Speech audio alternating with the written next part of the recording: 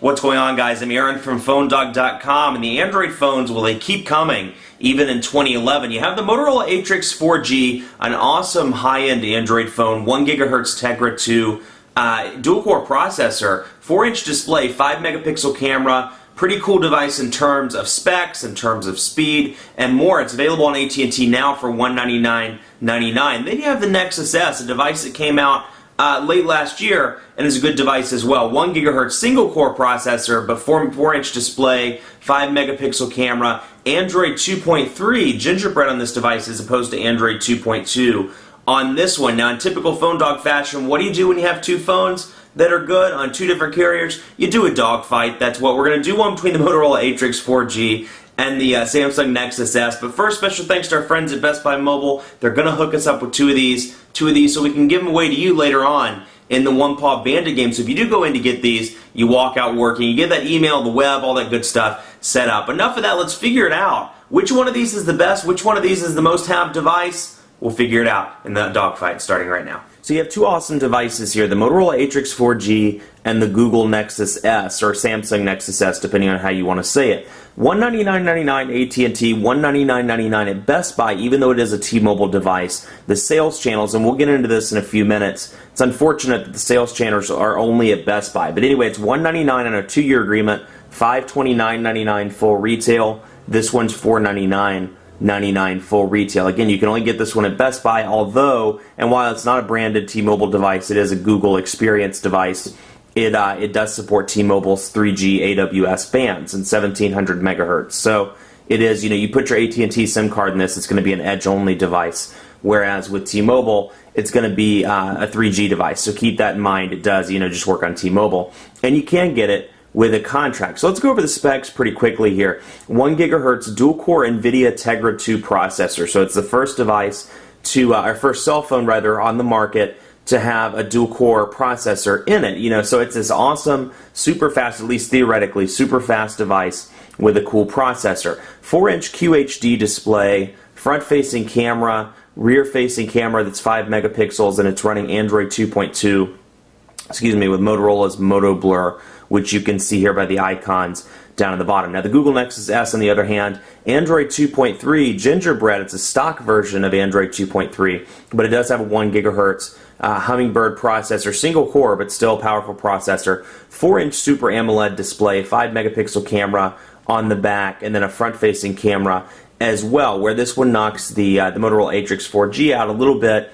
Two things. One, obviously the operating system difference, Android 2.3 as opposed to 2.2, but also the NFC near-field communication support that's on the Nexus S. Now, this hasn't really taken off in the United States just yet, and I don't think I have the Google thing with me anymore, but basically it's one of those near-field communication. I can bring my phone near a certain code and scan it, and it'll automatically bring up something, bring up a website, bring up something else. So it's one of those things for wireless payments where at some point in the future you can use your phone like you would your wallet, go to the grocery store, drop it on the pad, and pay your bills without ever pulling out your wallet. So cool technology, not that it's really taken off in the US yet, but still very cool. You have your typical capacitive buttons on both of these, and we'll go over the design briefly on both of these as well. You can see this one has what's called a 4-inch curved Super AMOLED display, and it's funny, when this first came out, the angles in which they showed it made it look kind of terrible and kind of junky, if you will, but actually I like the way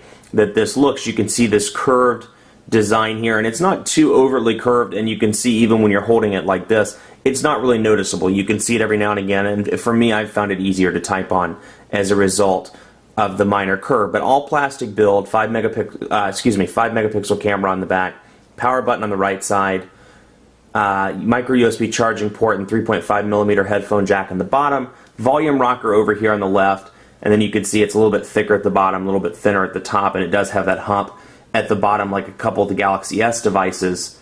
You can see that's what it looks like. So all plastic build. That said, it's definitely a high quality plastic. Feels good in the hand. Doesn't feel like it's going to break. But for those people that like the design, like myself, that prefer the design of something like the iPhone 4 with a little bit more substance and metal and glass, this may not appeal to you. Actually, both of these devices may not appeal to you. But then you have the Motorola Atrix 4G. As I said, 4-inch display.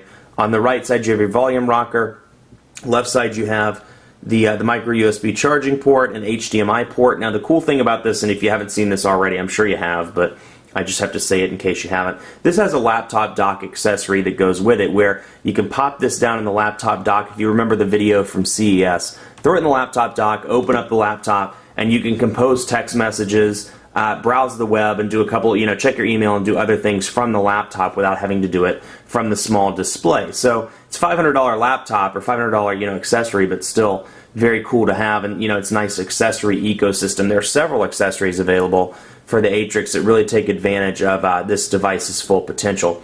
Biometric fingerprint scanner on the back along with a power button, and then kind of a carbon fiber back, like I said, 5 megapixel camera, 3.5 millimeter headphone jack, and kind of a slab form factor. So form factor is pretty similar across the board. You can see the design's pretty similar. The overall dimensions are pretty similar. Couldn't think of the word there. Dimensions are pretty similar despite the curved display here. But you do get that accessory ecosystem with the Motorola Atrix 4G that you don't necessarily get with the Google Nexus S. One, because, well, it doesn't have the laptop accessories, and two, because it hasn't been officially supported by T-Mobile. As I said, this comes with Android 2.2 with Moto Blur, which is actually the full version of Moto Blur as well. And you can see, before we jump into the keyboards, let's take a look at what's installed. You can see the Moto Blur accounts thing here. I do have Advanced Task Killer on here, but it's something I installed. AT&T Code Scanner, AT&T Family Map, AT&T Navigator. Now, kudos to AT&T on the Atrix this time around, because you can remove those programs on this device. So I do have to give them credit. On previous devices you couldn't remove, and actually on a lot of carriers you can't remove the carrier installed app. So that's really a step forward, even though there's still no side loading on this device. Still a step forward. Blockbuster, and then you have the Moto Blur kind of customized stuff like camcorder and camera. You'll notice different icons here for those contacts. And then as we scroll down, you'll see live TV, my AT&T, Need for Speed Shift phone portal, a couple of Motorola things like that, and web top connector, and then you have your AT&T, YP Mobile, V-Lingo is pre-installed, and more. So you do get that full Moto Blur experience. It's not like the Droid X or the Droid 2, where it's kind of the toned-down Motorola applications platform. Now, on the Nexus S, it's almost a clean, in fact, it is a clean install of Android 2.3. No T-Mobile programs. You can see out of the box here, minus the stuff I've installed, absolutely nothing. I've installed Speed Test and Quadrant Standard for later in the video, but you look at this, completely stock installation, Google Earth with the exception of some Google programs, Google Earth, Google Latitude, Google Maps, they come out of the box. There are no T-Mobile applications, although you can go into the Android market and download those if you want to. You can download Visual Voicemail. Although Visual Voicemail, when I first got this demo, I actually just requested this from T-Mobile or from Google again. But the first time I tested it, the Visual Voicemail wasn't working. I don't know if it does now. But anyway, you can download My Device and Help, or My T-Mobile and My Device and Visual Voicemail, and still get those if that's something that you want. But at least out of the box, it is a completely clean installation. So, if it's somebody that's, first-time smartphone buyer, kind of migrating from a feature phone in, perhaps this is the easier one to get acquainted with. Although, to me, between these two, I'd say it's probably pretty equal, versus something like a Sense UI that HTC makes. That's a great transition over. These are pretty equal. Let's take a look at the keyboards on both of these devices and see what they can do. Let's go into text messaging and text messaging here. And you'll see, just little differences. For example, you'll notice that this text messaging interface looks different than this. Well, this is stock Android. This is how it's supposed to look, or at least look in stock form. And then you can see this is what it looks like with Moto Blur pre-installed. So we'll see text message, and you'll see it has the Motorola's multi-touch keyboard. We'll start with this one. Motorola's multi-touch keyboard, one of my favorite on the market, but it's one of my favorite when the display is large enough, like on the Droid X. 4.3-inch display, super large, very easy to type on, absolutely wonderful keyboard, and it moves very quickly. When you get down into these 4 and 3.7-inch displays, it gets a little harder to type on because the keys are very narrow. So you look at these keys, you see they're narrow, and also it lags in two places for me. One, when I'm trying to unlock the screen and I swipe to unlock, and two, when I'm typing on the keyboard. So you can see the Quick Brown Fox. Let's do Quick Brown Fox, jumped.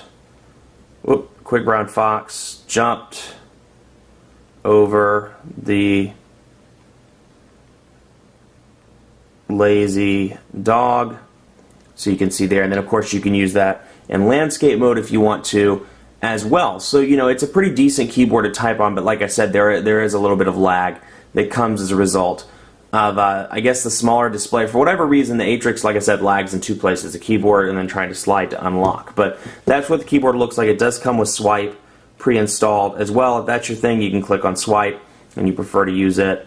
That option is available as well. So let's swing over to the Nexus S. Now it comes with a stock Android keyboard, but you'll notice if you're using a device with 2.2 or 2.1 like the Epic 4G or something like that, you'll notice that this is a revised version of Google's keyboard. You'll notice the keys are a little bit fatter, a little bit shorter, and it's a love-hate thing. It's funny, when this device first came out and I got the demo unit for the first time, I absolutely hated this keyboard, but I used the device as my personal device for a couple weeks, and I grew to love it. So it's one of those things, if you don't like it, give it a couple of days. The average, they say, is about a week to get used to something and decide whether you really like it or not. So we'll see. The quick brown fox is an awesome friend of mine. Whoops, that was my fault. Mine. So you can see there again, portrait and landscape mode as well. Transitions are relatively quick, and you can see these differences between Android 2.3 as opposed to 2.2. Different colors up here at the top, battery indicator, signal strength indicator are different, and then the color scheme on the notifications bar, very different as opposed to what stock Android, or what Android 2.2 looks like rather. So you can see a little bit, some differences there. But anyway, I've been very pleased with this keyboard. Notice the orange colors as well, and you see that all throughout the device. The orange colors from when you're going through menus, that seems to be the new trend. You can see as I'm scrolling up and scrolling down, see that orange at the top and the bottom. That's the new color, and you see it in the keyboard as well. So now that we're off the topic of keyboards, let's actually take another look at the different operating systems between these devices. First of all, this is running Moto Blur. It's running Motorola's custom user interface over Android 2.2. So you do have some differences on this and a device like the Nexus S, where it's running a stock version of Android 2.3. No manufacturer customizations, no carrier installed applications, very clean version. But you'll notice, for example, 2.2 and 2.3, there aren't that many differences, but you just look at stuff like on the bottom here, which is very similar to the 2.2 dock, you can notice the differences there. So we'll take a look at some of the blur stuff, but first of all, let's do this. Let's take a look at the the widgets rather.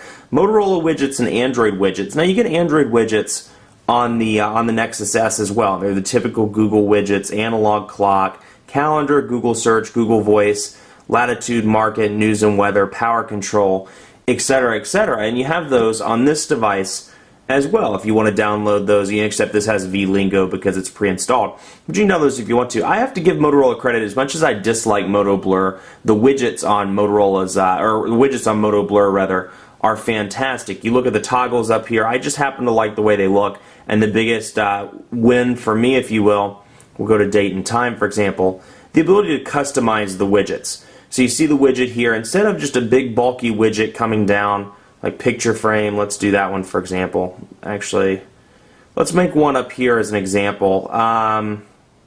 Calendar. Not a big widget, but outside of that widget, I can't make it bigger, I can't make it smaller, it kind of just takes up space, I can move it around, and that's about it.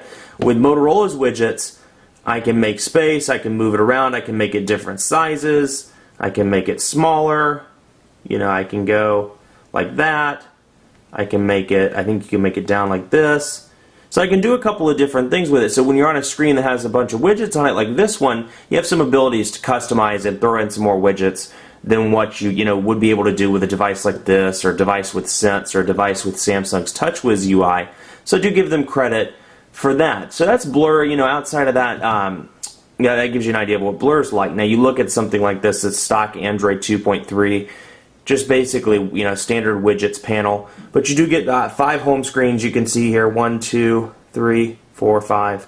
That you can add stuff to. And you can go down here and click on the little dots and see the individual home screens lined up. So if you want to go all the way to the end, you can click that one. And then if you want to go all the way to the other end, if you want to go all the way to the other end, you click that one. So you get the idea.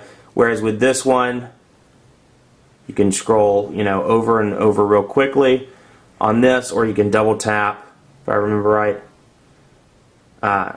There we go.